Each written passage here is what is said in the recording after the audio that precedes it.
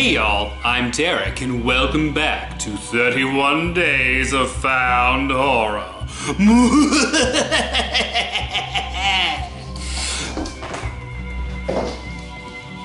Just like a cat to ruin a perfectly dramatic moment. So today's movie is called The Investigation of Indian Cabin Road. So anything with an investigation usually has to do with ghosts. Let's see if I'm right. Let's get started.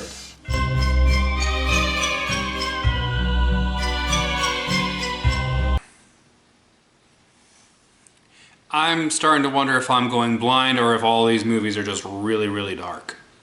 Basically, it's a group of friends who are going to go investigate a couple of houses on this road called Indian Cabin Road. They're in New Jersey. The ones we really need to worry about are Aaron, who's an assistant camera guy, and Mark, who is the paranormal investigator. So I'm going to get through this really quickly because it's basically everything we've seen before.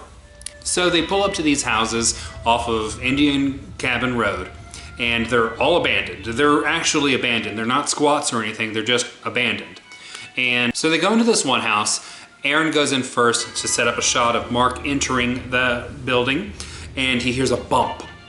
Ooh, and they're like, what was the bump? Who did the bump? Did you do the bump? Nobody did the bump. And there's a door hinge that they keep hearing, and they see that there's a door that keeps trying to open itself. Like it opens and shuts, opens and shuts. So they decide to open it all the way. Mark goes in and starts basically instigating the ghost to do something. He's like trying to get a rise out of it. Okay, guys, if you want to get any reaction out of a ghost, treat it respectfully. Don't be a jerk, because they won't answer. If it is a ghost, it's probably been around a long time and it doesn't have time for your crazy crap. So they're looking around, and all of a sudden Mark goes into a room and he sees something that really creeps him out, and he just runs out of the room. And they're like, oh God, we gotta get out of here. Well, they find Mark on the side of the house, and he's not acting as crazy as he was when he ran out of the house. So that's pretty much a notification that he's not exactly all himself anymore. But they decide to go to the second house, and there's a whole lot of nothing at the house. And Aaron is swearing and saying that this is bullcrap, and Mark just goes, you're pissing the ghosts off with all your swearing. You know that? Go out into the field and get B-roll. So that's what he literally does. He goes out into this field to investigate the field. Everyone else stays in the other house and does like an EVP. So it cuts between the house and Aaron in the field. Nothing's happening in the house, but Aaron is acting really creepy. He's acting really scared, then he's acting really crazy, and then he starts throwing up and screaming, and then they cut back to the house, and they're like, did you hear that? It sounded like a scream, but it was very far off.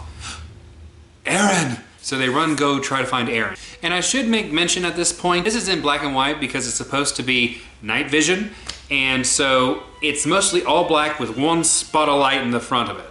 So literally it's like looking through a pinhole most of the time. When they hear the scream, they start looking for Aaron. But Aaron, who's out in the field, just stands up and walks away ominously.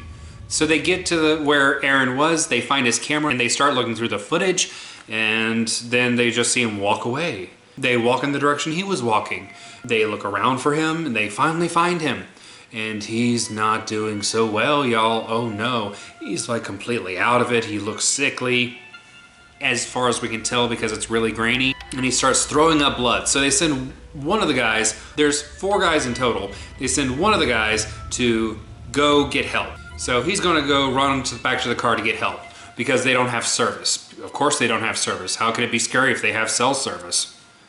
Then Aaron just goes, rampage! He's got a stick, and he goes, rah! And it starts running after the other two. And they nope out the door, and they get lost in the woods. Of course they do. Then it cuts to the guy who went to go get help. He sees Aaron. Aaron's got blood all down his chin, and Aaron just goes, rah! And kills him off screen.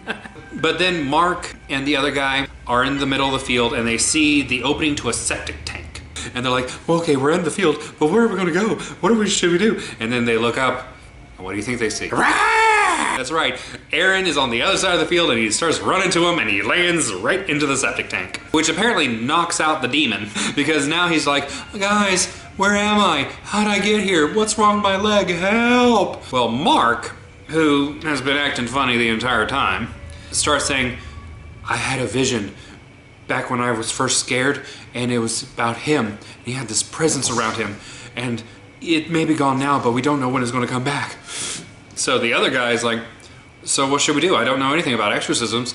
Mark picks up a rock and he's like, I'll take care of it. Wait, what are you doing? I said I'll take care of it. Wait, what are you going to do? No, I can't let you do that. So Mark kills the other guy with a rock. Off screen, of course. So he goes up to Aaron, who's in the hole. Aaron's like, Mark, I don't know what's happened for the last 30 minutes or something. What's that on your shirt? It's nothing, Aaron.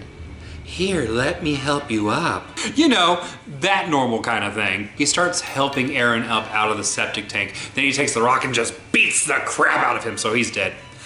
And so Mark picks up the camera and starts running into the woods. He's like, what did I just do? What did I just do? And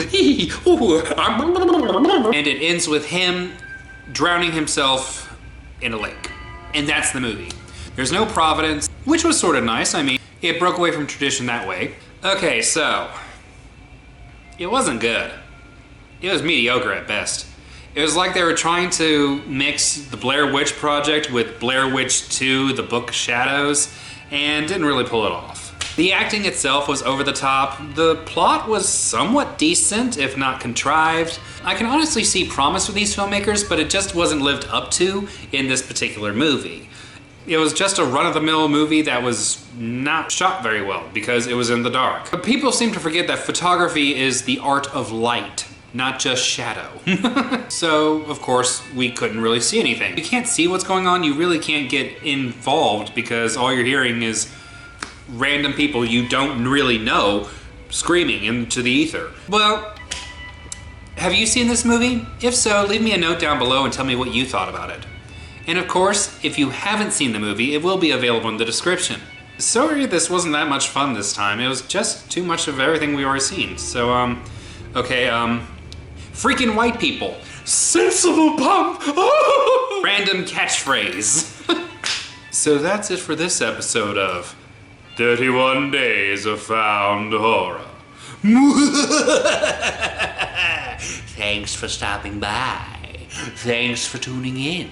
And come back tomorrow for another found footage nightmare.